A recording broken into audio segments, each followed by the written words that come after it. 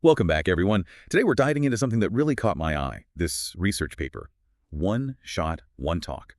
Whole body talking avatar from a single image.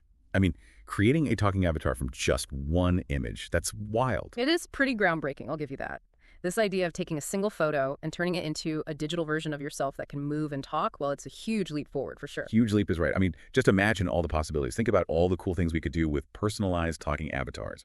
What would you do if you had one? The applications are mind-boggling, from telepresence to VR, AR, you name it. But to make this a reality, there are some really tough technical challenges. Yeah, like what kind of challenges? What are we talking about here? Well, think about it. Capturing all the little details of human movement, the facial expressions, the gestures, all from a single static image.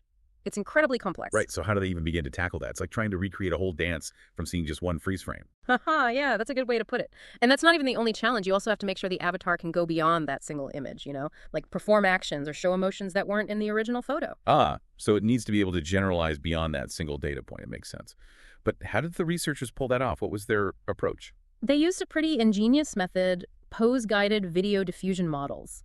Basically, they use AI to create synthetic video clips of the person from just that one picture. Whoa, so they're like making the person move in a video, but it's all made up. That's clever. Yeah. So they're using these videos to train the avatar, right? Exactly. They call these videos pseudo-labels. And to get a wide range of motions and expressions, they used a massive data set, the TED gesture data set. They even used two separate models, one for body gestures and one for facial expressions, to generate these videos. That's impressive. But these AI-generated videos, they can't be perfect, right? Aren't they sometimes a bit wonky? You're absolutely right. The videos aren't always perfect. They can be blurry, distorted, or misaligned at times. It's just the nature of synthetic data. I see. So if the training videos aren't perfect, doesn't that mean the avatar will be imperfect too? That's a good question. And you'd think so, wouldn't you? But the researchers came up with a pretty innovative solution to that problem. They developed something called a hybrid mesh 3D GS model. Okay, hybrid meshed 3D GS. Can you break that down for us? What is that exactly? Sure, it's basically combining the strengths of two different approaches. Traditional 3D mesh modeling is great for representing the structure of an object, like a person, the basic shape. But 3D Gaussian Splatting, or 3D GS, is much better at capturing those fine details, the textures, the realism. So by combining them, they get the best of both worlds. Precisely. They get a model that has a strong underlying structure from the mesh, ensuring the avatar is well-defined, but then it also has the richness and detail from the 3D GS, making it look more realistic. This hybrid approach also gives them ways to refine the model even with those imperfect training videos. I see. It's like building a house with a solid frame and then adding all those beautiful finishing touches that really bring it to life. That's a great analogy. And speaking of bringing things to life, another thing that really impressed me was their use of perceptual loss in training the avatar. Did you catch that in the paper? Yeah, perceptual loss definitely stood out to me. It seemed pretty significant. Can you explain what that is and why it's so important? Absolutely. So instead of trying to make the avatar match every single pixel in the training videos, which would be really hard with those imperfect pseudo-labels, they focused on capturing the higher level features, the things that really make a person recognizable. Like, how you can recognize a friend in a crowd even if they've changed their hairstyle or something? It's not about every little detail, but more about the overall essence. I get it. So it's about training the system to recognize the essence of a person, even emotion, rather than just trying to copy pixels perfectly. Right. That's a really smart approach. It is, isn't it? It helps the avatar maintain a consistent identity throughout the animation, which is essential for creating a believable digital representation of a person.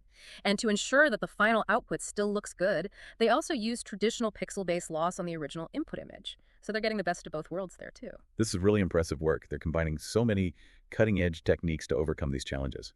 I'm really excited to hear more about how they actually tested this and what kind of results they got. Yeah, me too.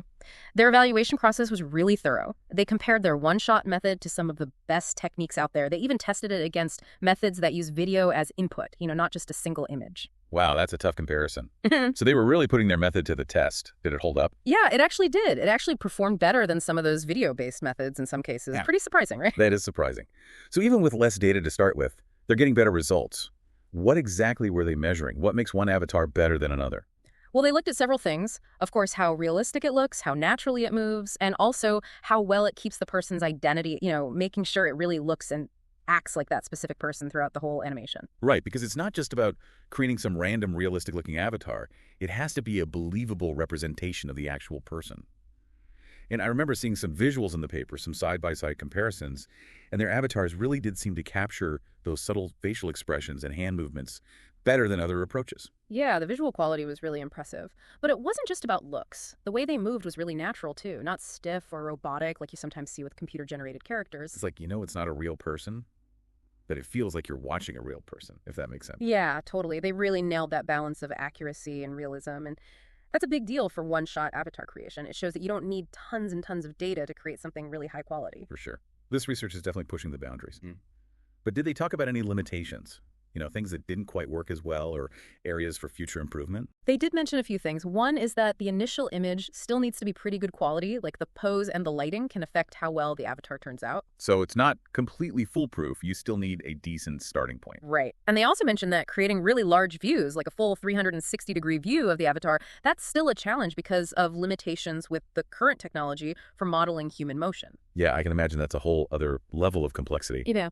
But even with those limitations, this research is a huge step forward. It's pretty mind-blowing to think that soon anyone could easily create a digital version of themselves and, I don't know, attend a meeting virtually on the other side of the world or something. It's going to change how we interact with technology in a big way, that's for sure. The potential is just enormous. It really feels like we're entering a whole new era of digital interaction.